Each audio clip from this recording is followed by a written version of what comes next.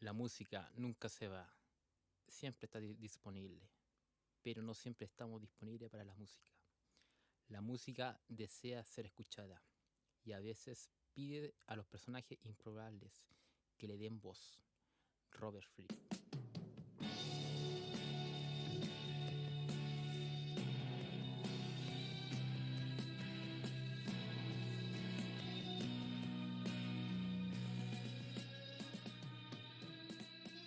Muy buenas tardes, chicos. Aquí estamos con un nuevo programa de Pro en otra dimensión.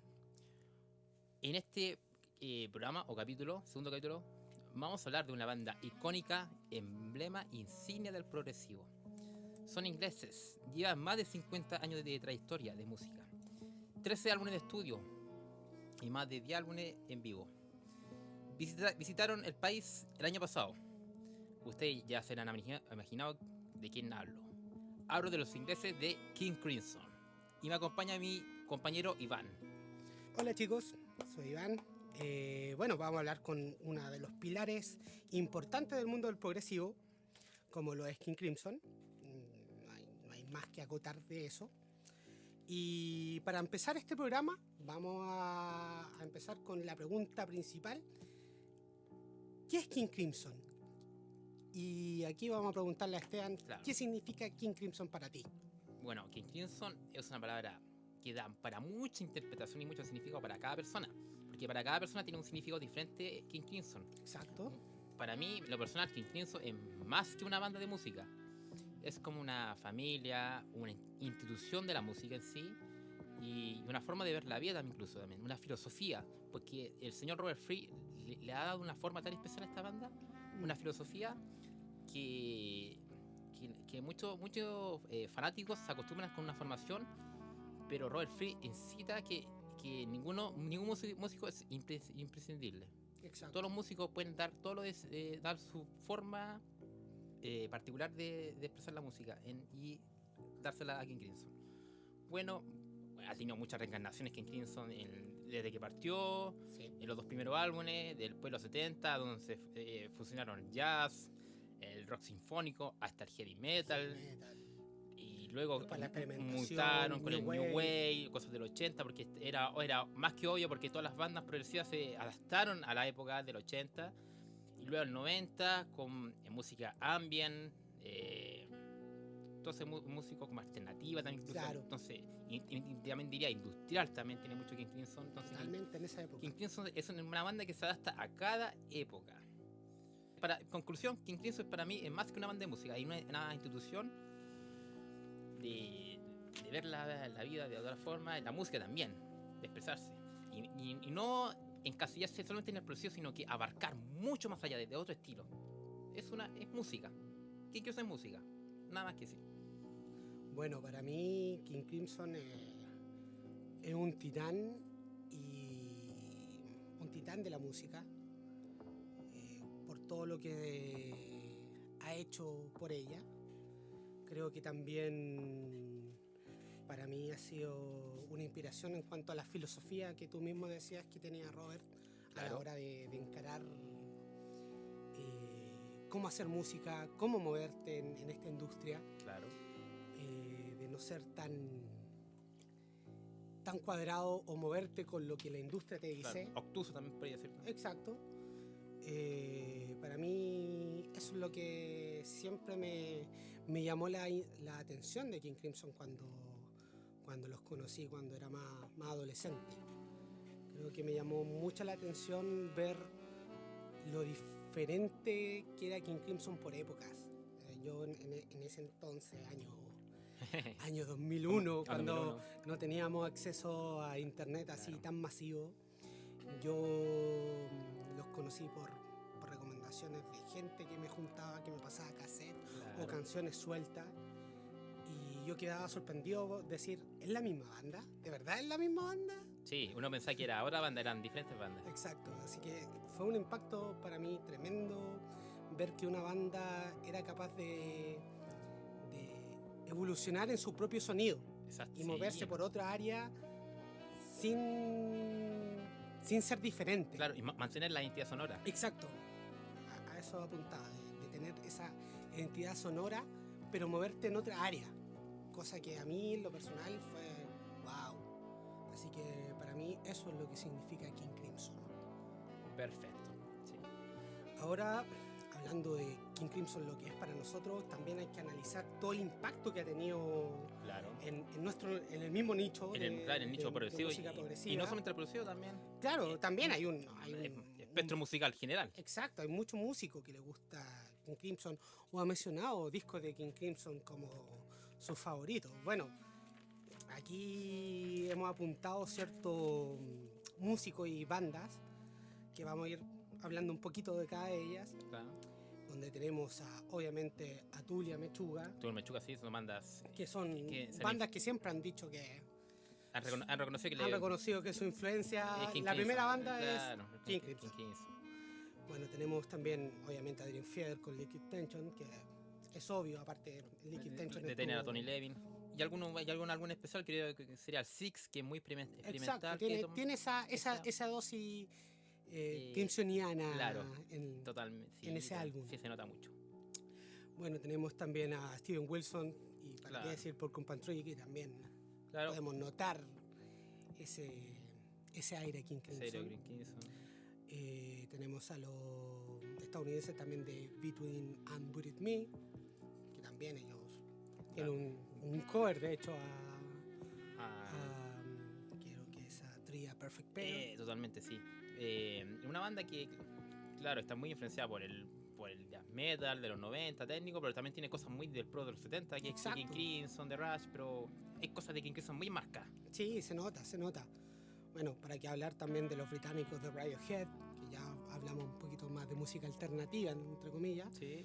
Y también se nota mucho la influencia de King Crimson en ciertas composiciones.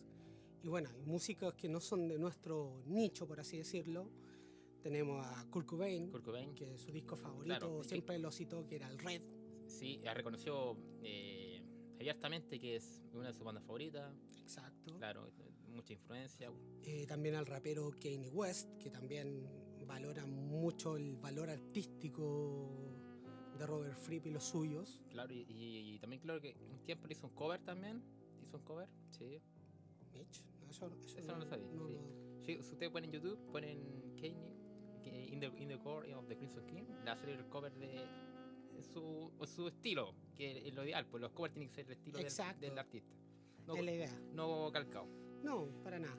Bueno, también tenemos a St. Vincent, a Björk, y que también valoran mucho el sentido artístico de Robert Fripp, de no venderse y hacer la música que sale del alma. Y creo que eso es lo más valorable, que el impacto que ha causado King Crimson en la música. Bueno, continuando, repasemos lo que ha sido King Crimson a través del tiempo. Claro, un repaso discográfico. Exacto. Las reencarnaciones, los miembros. Los diferentes miembros. Cambio de estilo. Claro, pequeñas curiosidades. Bueno, empiezo yo. Bueno, King Crimson fue una banda que nació en Londres el año 69. De las cenizas de el dúo que tenía Robert Fripp con los hermanos Giles. Sí, anteriormente hizo un álbum con los hermanos. Exacto, que no fue tan exitoso. Exacto, no fue tan masivo como ellos esperaban. Y claro, conocieron entre medio a Peter Seinfeld, que fue el letrista de ellos. Claro. Que a él se le ocurrió el nombre de la banda. Claro, el rey carmesí significa Beelzebub. Claro, el rey demonio, por así decirlo. Y entonces con esa primera alineación trabajaron el primer disco. Que también elaboró a gran Lane, claro. Y después fundó la banda con Emerson y con Carl Palmer. Exacto. Bueno, aparte, como a modo de curiosidad, para mucha gente que no sabe, el portadista del In Accord of King Crimson fue Barry Goldberg, un chico que era programador informático, que dejó impactada a la banda con su trabajo visual. No, dejó impactado porque incluso Robert Fripp le compró. Claro, Le le compró compró la la pintura original. Y lamentablemente al año después falleció de un ataque del corazón Falleció. con 24 años. lamentablemente porque se veía un artista prometedor. Exacto. Y podría haber seguido aportando para la banda. Exacto. Bueno, después retomando esa misma alineación, aparte de Greg Lake, como decía Esteban, se juntaron con Ian McDonald, que era el hombre de los vientos El hombre de los ese vientos, disco. la flauta. Ahí ese segundo álbum, King Crimson se movió más al lado jazzístico, por así decirlo. Claro. Muy jazzístico, muy jazz. Ahí tuvieron un pequeño par de invitados, que era Peter Giles, que volvió a trabajar en el bajo, y Keith Tippett, que es un excelente pianista clásico que había en Inglaterra en esa época, que fue un muy buen colaborador demasiado buen colaborador de King Crimson en esa época setentera. Después tenemos, en el año 70 sacaron el Lizard. Ahí continuaron su... En esa línea jazzística. Claro, pero aquí se vio más explotada. Exacto, yo creo que aquí fue como la pequeña transición, porque también aquí ya empezamos con muchos cambios de integrantes. Aquí, si no me equivoco, en este disco hay una colaboración con John Anderson cantando un tema en el Lizard, sí, aparte. Y aquí el cantante también, aquí Relay se va de King Crimson. Claro, aquí de hecho aquí entra Gordon Haskell como bajista y vocalista, Mel Collins, hay un importante aporte ahora que actualmente todavía sigue en los vientos, Mel Collins, y el saxofón también. Exacto. Bueno, después seguimos en esa época setentera donde volvemos a tener un cambio de integrante. Robert Fripp le gustaba cambiar integrante, ¿eh? Exacto, de hecho muchos de los músicos decían que algunos no estaban muy cómodos con la línea que estaba tomando la banda o no se sentían cómodos con experimentar con ciertas cosas, y por otro lado Fripp tenía que saber moverse. Y aquí empezamos. Claro, él necesitaba personas que pensaban igual que él, que necesitaban estar en la misma onda, en la misma parada de él. Exacto. Y si no funcionaba, lamentablemente ya no iban a seguir con él. Claro, bueno, siguiendo con el desglose de todos los muchachos que pasaron por King Crimson, recalamos en el álbum Islands. Lindo álbum. Donde fue el último álbum donde estuvo colaborando Peter Seinfeld en las letras. Aquí entra en voz y en bajo Boss Burrell, que de hecho el mismo Fripp le enseñó a tocar bajo para que pudiera hacer la pega en vivo. Hacer la pega en vivo. No, y le enseñó bien. Exacto. Y también tenemos a Ian Wallace en la batería. Después nos trasladamos al año 1973, donde hablamos de ya una formación que hizo 3 buenos álbumes. Que empezamos con el Larkstones in Aspic, donde ya tenemos al trío compuesto junto con Robert Fripp, con John Wetton en el bajo y la voz, y el hombre de la polirritmia, Bill Bruford. Aparte, tenemos, por lo menos en este primer álbum, Larkstones, tenemos a David Cross ayudando en violín, melotron y vientos, a Jamie Moore en percusión, que también creo que fue el hombre que le enseñó muchos tips a Bill Bruford. Claro, percusión africana. Exacto. La polirritmia también. Y también tenemos la colaboración en cuanto a letras por Richard Palmer, James. Por lo menos él fue el encargado de hacer las letras de esta triada de álbumes, hasta el Red. Claro, aquí vemos un cambio de King Crimson más... ya no tan calmo, sino que más es como un caos de sonido, más distorsión, hay sonido incluso más pesado. Exacto, empiezan a jugar con el heavy metal de la época. Mucha guitarra distorsionada, baterías métricas sumamente complejas también. Es un álbum, son una época bien pesadita de King Crimson. Claro. Bueno, hasta que en 1974 Robert dijo no más. No más. Y ahí la banda tiene su primera recesión. De 7 años. Exacto. Cosa que, bueno, cada uno hizo sus cosas aparte en ese tiempo. Robert se dedicó a trabajar con Brian Eno. Claro. David Bowie. Claro. Incluso también hizo su propia academia también. Exacto.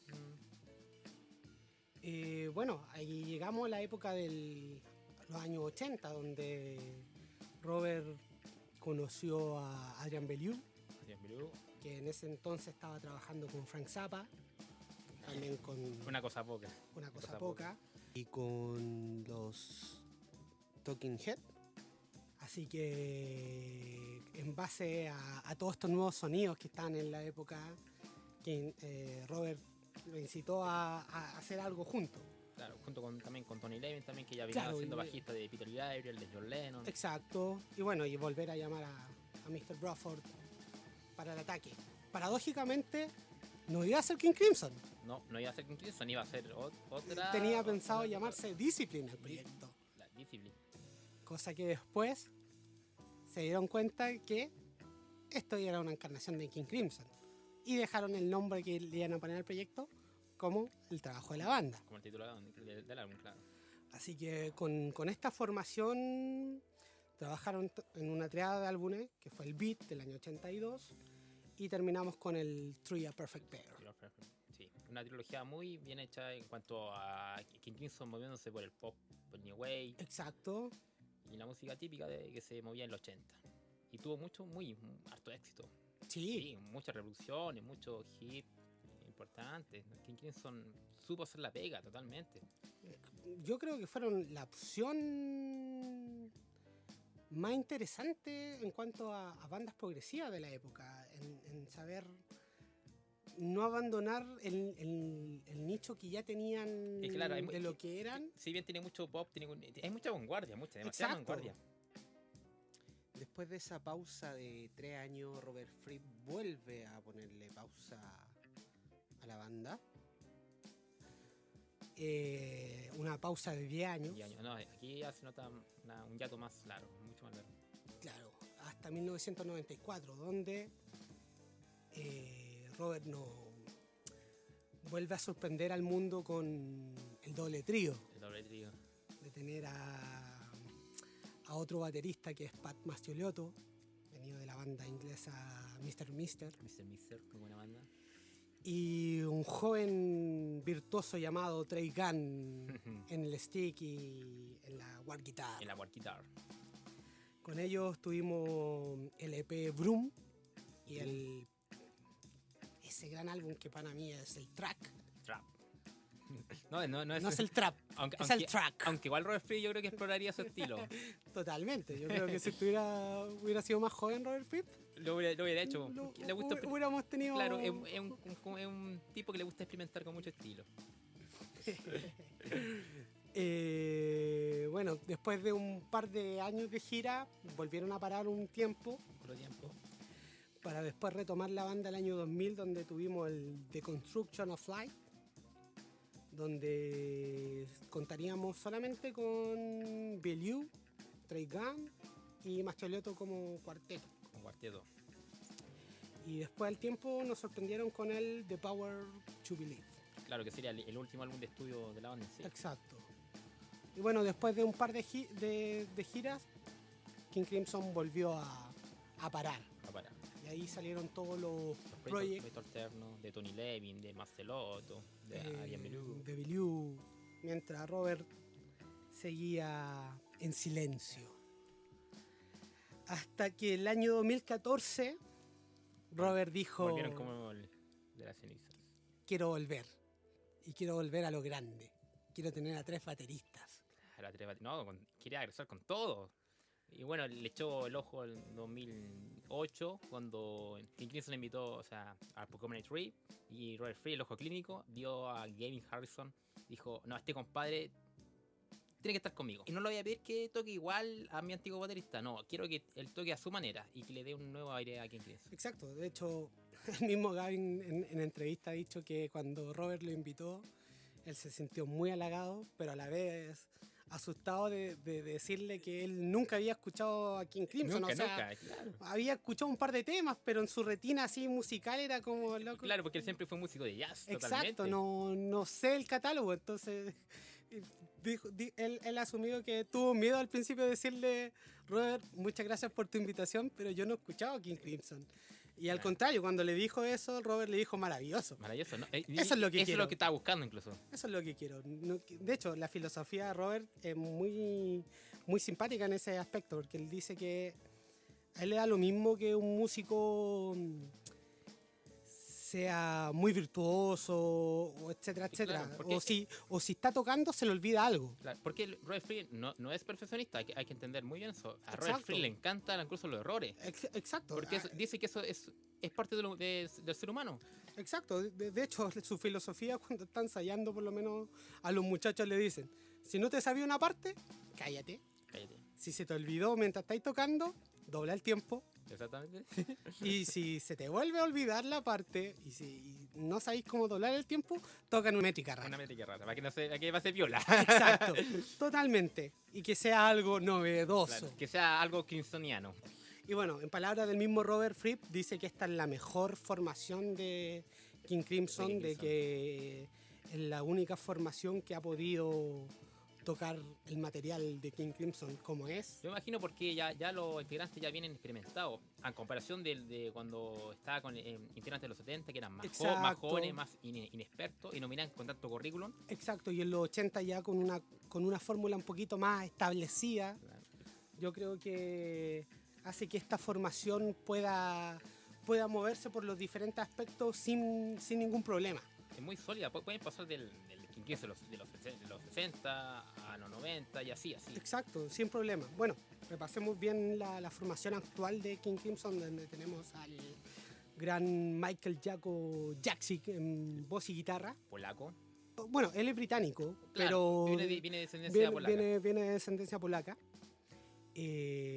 Bueno, tenemos a Mel Collins en los vientos de nuevo, Ujú. Tony Levin, Tony Levin. Pat Maschiolotto en batería, obviamente, y Gavin Harrison. Tenemos a Bill Reflin, que él fue reemplazado por Jeremy Stacy Claro que últimamente. sí, que eso trajo de batería y teclados también. Aunque Bill todavía sigue siendo un miembro de King Crimson, lamentablemente no lo pudimos ver en la gira aquí en Chile, Claro, pero él sigue claro, siendo un miembro estable, esperando a que pueda volver a unirse, porque él se va a encargar ya definitivamente de los teclados de la banda y Jeremy va a seguir siendo un baterista. Así que una excelente formación. No, pero de lujo, es un Brintin. Trasladándonos a la época tipo año 2000, cuando ya empezamos a ser más masivos con el internet, las redes sociales, Los foros. el problema que tuvo Metallica con Napster, sobre todo, a Robert Fripp, en ese periodo de tiempo, bueno, en el periodo cuando se separaron la segunda vez, Robert se dio cuenta que su catálogo no estaba en su completo control, por así decirlo. Tuvo muchos problemas con diferentes sellos, ya que en ese entonces el sello que ellos tenían lo adquirió Universal. Universal. Sí, bueno. Y tenía una cláusula que si Universal compraba el sello, el catálogo tenía que volver a Robert Fripp porque King Crimson no estaba en venta si lo adquiría un sello más grande. Sí, eso es verdad. Cosa que Universal en su minuto fue como, no, No. pertenece a nuestro catálogo y tiene que estar ahí. Cosa que Robert Fripp en todo ese periodo de 1984 hasta el 2000 estuvo peleando con los sellos, con EMI, que también tenía propiedades con ciertos temas. Cosa que en todo ese periodo de tiempo Aspecto legal también, por decir. Robert buscar que todo lo que fuera King Crimson es de él. Ya sea presentaciones en vivo, música, gente que piratea poleras, Polera. etcétera, etcétera. Todo lo que es el merchandising de King Crimson. Robert también se encargó encarga de todo. de buscar que cualquier cosa Era un fisclesor, por así decirlo. Exacto. Un policía. y decir que todo eso le pertenecía a él. Cosa que el año 2000 lo pudo lograr. Y en base a eso, él fundó ADGM, Déjeme. que es su compañía que ve todo el tema del catálogo y se encargó de cuando la gente subía los discos a la mala YouTube. La mala YouTube, los típicos YouTube, claro. No faltaba el No copyright al tiro que saltaba y era como Robert Fripp te lo baja. Te lo va a bajar, te lo va a prohibir, no subas cosas de King Crimson. Exacto. Y de hecho ahí salió el típico mito, El mito. mito no tan mito, Sí. de que el catálogo se empezó a subir en sitios Sitio- triple X. Claro, y muchos fans mostraron, o sea, miren, aquí pude subir el disco completo. Así es, pues. Una forma muy curiosa. Era la única manera La de única escuchar manera de a King escucharlo, Crimson. como las películas también, cuando suben las películas completas, Exacto. es la única forma de ver, Si o tú escuchar. querías escuchar King Crimson, tenías que meterte Tenías a un, que- a un sitio triple X Claro, para mira, escuchar la discografía. extraña reputación. Y así hubo un largo tiempo, del periodo de tiempo que Robert Fripp, cuando le preguntaban por qué no estaban sus discos en iTunes, en Spotify, el hombre respondía que no le interesaba. En ese momento. En ese momento. Bueno, esto lo saqué de su manager, de David Singleton, que cuando le preguntaron hace poco, El aniversario del año pasado. el año pasado, el 10 de junio, de hecho, para Claro, hacer... porque sí, hizo una conferencia por el Exacto, aniversario. él dijo que la razón de demorarnos es que aparentemente, a diferencia del resto de la industria, el formato físico para nosotros no está muerto, porque estamos vendiendo bien. Está muy- Hace 10 años que siguen vendiendo todavía. seguimos vendiendo, pero este argumento ya no es tan válido en estos días. En estos días. Y ahí cambió. Ahí vimos que ya no querían ser los dinosaurios, por así decirlo, y Exacto. quisieron adaptarse a las nuevas tecnologías, Claro, a las nuevas a las épocas. plataformas digitales. Y tenemos que ya la discografía está en Spotify, la tenemos en iTunes En iTunes. y en diferentes plataformas digitales ya, sin problema. Sí, De porque hecho, King Crimson empezó subiendo los álbumes en vivo. primero. exacto.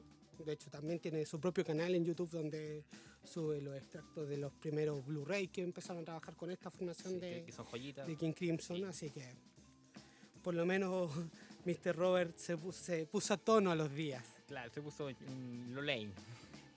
Bueno, Robert, aparte de encargarse de su propio catálogo y todo lo demás con su compañía, también ha sido el creador de Guitar Craft, que es un campamento de Campamento. guitarristas artesanales, por así decirlo, que él lo llama así, Ujú. donde van trabajando diferentes aspectos de la música, pero no con métodos tradicionales. No, una forma muy. Él muy particular. busca ver la música a otra afinación, acercar la música a otras afinaciones. Sí. Y eh, desde un aspecto también, hasta diría filosófico también. Obviamente. Filosófico, porque también Robert Fripp tiene mucho creencia, mucha filosofía, mucha. En eso, Robert, es una de las cosas que más le gusta a él, aparte de estar tocando con King Crimson ¿Qué enseñar? o de encargarse, es enseñar a la Enseñar. gente y llevarlo a tener un aspecto mucho más grande de lo que por lo general a los músicos le enseñan en una universidad, academia, que son cosas, entre comillas, más tradicionales. Claro, porque él dice que en 4 días van a aprender mucho más que en otro tipo de no sé, de clase, porque pueden ver por YouTube cualquier cosa. Claramente.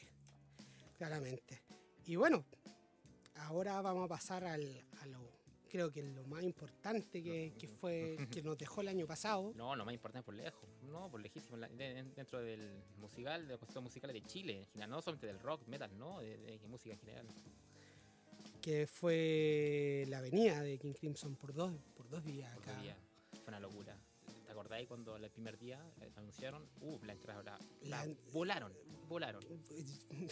Creo que lo paradójico que para mí que ese día yo me levanté y típico Ya. chileno, pues dije, después me meto al sitio y... Sí, tú sabes como Chile nos dejado, ¿cachai? Y dije, no, si y van a haber comparé. entradas, van a quedar entradas. Sí, yo dije, aparte como los precios igual estaban un poquito elevados, dije, Claro. ya, igual puedo optar por algo. Claro, y la gente no creo que tenga tanta plata, así como... Y no, y no, para no. mi sorpresa fue Ahí notamos enterarme en menos de 20 minutos que ya estaba a la mitad no, del la gente Movistar. está... Y dije, no, se nota que la gente está esperando hace mucho tiempo la King Crimson. Exacto, de hecho, ese show se fue en ese día. Ese mismo día se agotó, fue vendió agotado. Todo, y quedamos por casi 2 semanas con incertidumbre si es que se iba a sumar otro show o no. Claro, ¿no? Mucha incertidumbre, así que la banda de por sí ya vio ese exitoso venta. Y ahí obviamente tuvieron compasión con los otros fans y dijeron, ya vamos a hacer una segunda fecha. Y se confirmó. Y ahí yo personalmente pude comprarla, yo creo que tú también. Sí, para el segundo día. De hecho, Claro. creo que ahí nos encontramos en la fila. Es que lo encontramos, sí. Incluso yo la plata que tenía se la pasé a una amiga que estaba más adelante. Estaba desde las 7 de la mañana y dije, amiga, toma, Sí, te paso tú plata. pudiste comprar galería. Así que era sí o sí estar, da lo mismo la ubicación. Era estar en esa cita. Sí. Bueno, valió la pena totalmente. Cada peso. Cada peso. Más que hacer un review, es transmitir lo que se vivió, por lo menos yo esa noche del domingo, ver a familias completas, ver a generaciones diferentes en el show, Demasiada Ver- edad diferente. ¿No? ver realmente un show que la gente se conectó en un 100% a lo que estaba pasando en el escenario. No, yo creo que la gente activó los 5 sentidos humanos que tenía a disfrutar de en sí el concierto, que no fue concierto, fue una manifestación musical.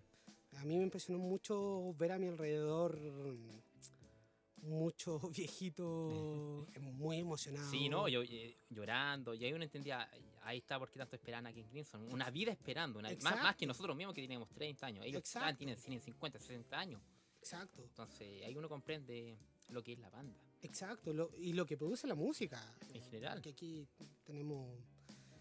tenemos generaciones y generaciones de diferentes espectros de King Crimson, que por lo Claro, menos la claro. gente que tenía al lado me decía que crecieron con la música en los 70. Yo tenía puros veteranos al lado mío en el día Sí, domingo. sí. Y me decían, porque yo conversé en un minuto con ellos, que ellos en su juventud, sea en la época setentera, Ellos, al principio de los ellos 80, carreteaban con King carreteaban Crimson, con King carreteaban con King Crimson. Crimson, po.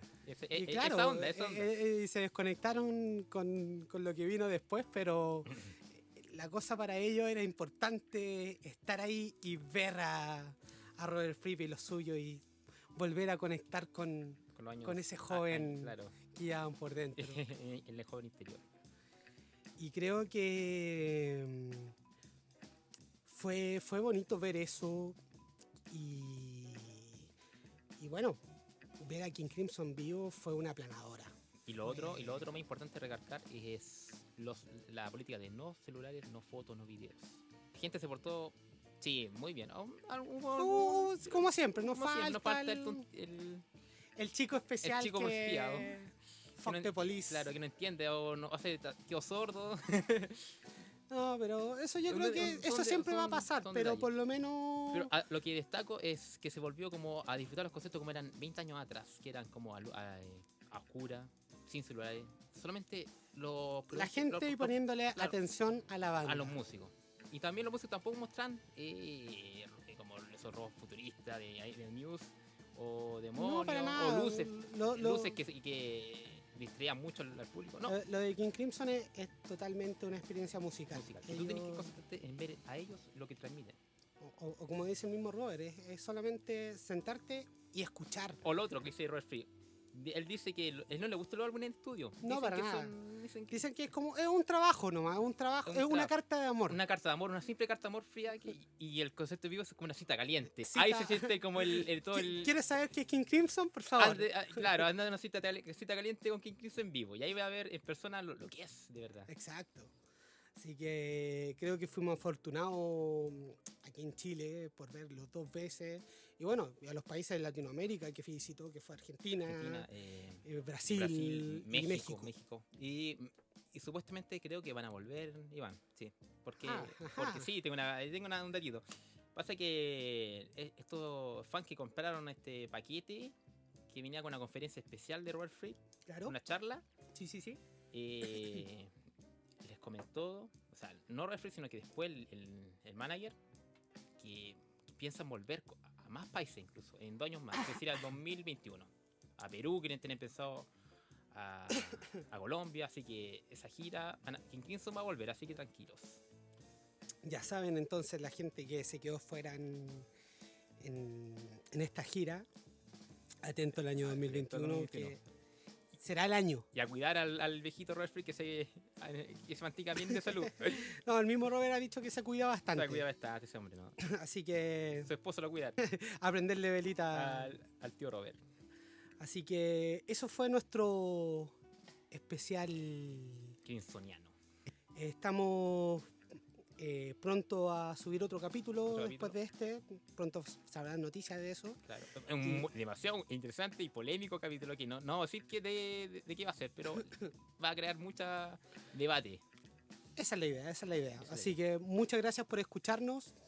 Esperamos sus comentarios como siempre y nos estamos viendo en otro capítulo. Muchas gracias por escucharnos. Adiós.